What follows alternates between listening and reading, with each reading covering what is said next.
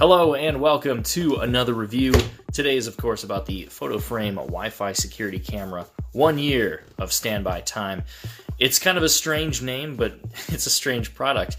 I feel like it has a lot of uses. Now, I haven't even unboxed it yet. I've ripped the box open just to kind of get ready for this video, but I haven't tested it out or anything yet. But don't worry, as always, I will be testing the product for a few weeks and coming back and editing in my final impressions. But for now, let's just do an unboxing. So let's go ahead and open it up. Kind of a no-frills package. They've got some very basic stuff. This says BG and N networks. I think N is 5 gigahertz. I believe this only supports 2.4, I thought.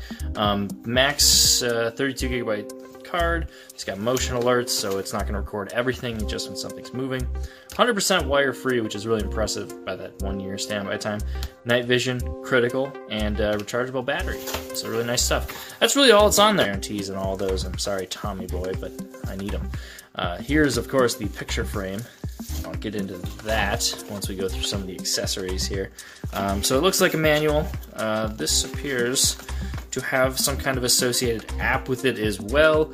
I like how these are laid out. These are pretty understandable. I don't think they're bilingual. I don't think there's multiple languages on here. So it's all English, all meat.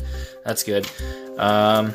These appear to be, correct me if I'm wrong, but these appear to be wipes of some sort to clean down the lenses or something. So we'll see about that. This is nice. This is a, I guess they'd call it a trans flash receiver, or what we would call it a micro SD card adapter for your computer. This is blue, but I'm not sure if this is 3.0. No, it's 2.0. But yeah, that's nice. They include that. You don't have to mess around with any adapters or anything. Looks like we have in this package a single Phillips head screw. Looks like a drywall screw, fine thread, and an anchor for that. I don't really know if you need to anchor. This doesn't feel too heavy. And then that looks like a SIM card slot popper opener. I don't know what that is. A key, a SIM key or something. You usually get them with new cell phones. So I'm assuming we'll need this when we're unboxing the picture frame. So I'm going to get this out ahead of time. I think I'll need it. And then, of course, we have this cable here. How many times does that wrap around? It's probably a 3-foot, 2.5 foot cable. It's a micro USB cable with a right angle. So I wonder how that incorporates into this and where the ports are and everything. But yeah, let's get ahead to looking at the picture frame. Okay, so let's start by taking off our skirt here. And it's going to rip off. That's all right. It's an emergency. We got to review. So first impression, this is a lot shinier than I thought. I kind of like it. It makes it look like a lacquered finish. It does have some sparkles in it. Gives it a little bit of a, almost like a textured look. The cameras are not noticeable, honestly. I was expecting them to be somewhat noticeable, but I'm having trouble finding them. And I think that is the camera. You wouldn't even notice that. In real life, I can barely see it if I'm looking really close. Of course, that could just be an IR or something. So they hit the cameras really well. And I'm not seeing any ports on this. Nowhere. I might have to consult the instructions on how to open this thing, because this feels like a normal picture frame. There's no ports, there's no way to open it, it appears. This could just be a regular picture frame. Okay, so according to these instructions, these IKEA-like picture instructions, it looks like we're just supposed to pop off the frame, and then it looks like it should become obvious from there. So let's go ahead and try that without breaking this. Oh, this feels so wrong. Oh, that came off pretty nice, actually.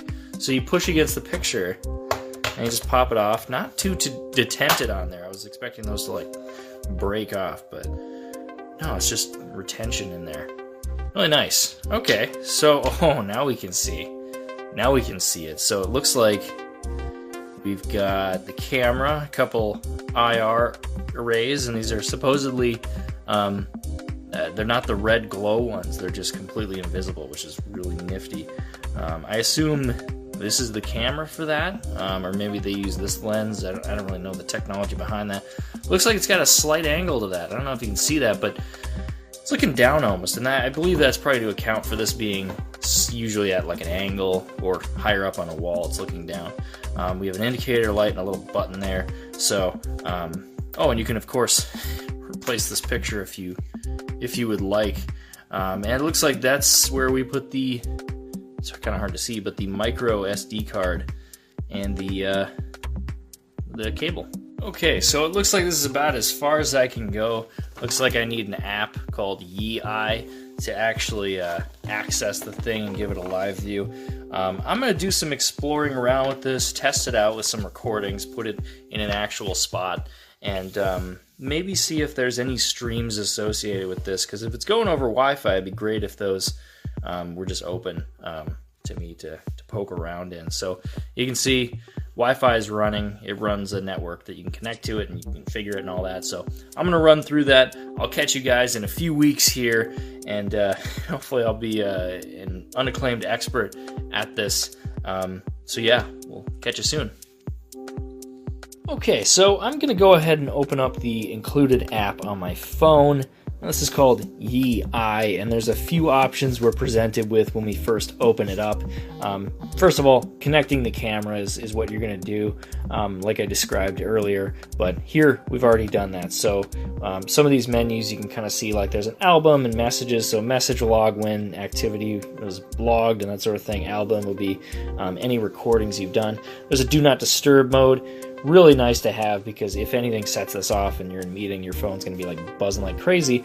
But there's also motion detection schedules, which is really handy. So days of the week, times of the week. So if anything's happening when I'm home, I don't want to be alerted. Or let's say, you know, during the day, I want to be alerted all day, but I think the sensitivity should be pretty low, just because I have a lot of cars driving past this and I don't want the headlights on the wall to set it off or something. So you can also have the default recording duration, which looks like goes up to 60 seconds at a time, and if motion continues, it'll obviously do that. So I think that'll also affect clip size. Kind of nice to have. There's also playback. You can just see there, just on a record.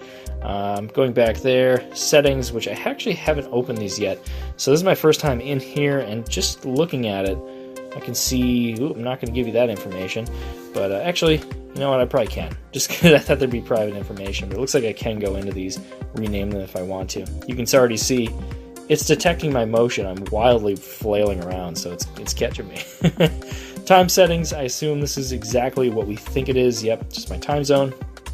Password, you obviously want to password protect this. Mirror flipping, if you want to, let's say, hang this picture upside down or sideways or something.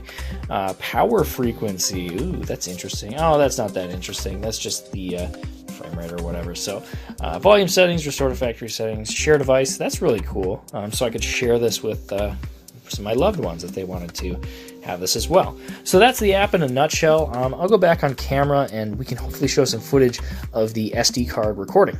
Hey guys, quick note from the editing rig. It looks like I can't get these video files from the device into my editor just because I have so many different codecs going, and it's going to involve some digging. I didn't think it would be an issue just because I could access these files just fine on a Mac, PC, Android tablet, and an iPhone. So rest assured, the quality looks good. It's 720p HD, so not full HD, but still very good. Pretty impressed with the low light conditions as well. But if you are going to be planning on bringing these into an editor, just keep that in mind, but rest assured the quality of the videos is pretty good. Alright, so I've been using it for about 2 months now, and I figure it'd be a good time to talk about what I love and what I don't love so much, and hopefully that helps you reach a conclusion on whether you should buy it or not, whether it meets your needs. So let's get right into the loves. First of all, I love the functionality of this. Its utility is amazing. The no-glow LEDs, they're a high enough bandwidth of infrared that they don't glow, and that means that they're very high quality. You're not going to have this red glowing picture frame. No one's going to spot it, and that's really important to me. My function of using this is I plan to use it as kind of like an additional layer of security, kind of a Hail Mary of security. If someone breaks into my house, I have a security system, but this will be placed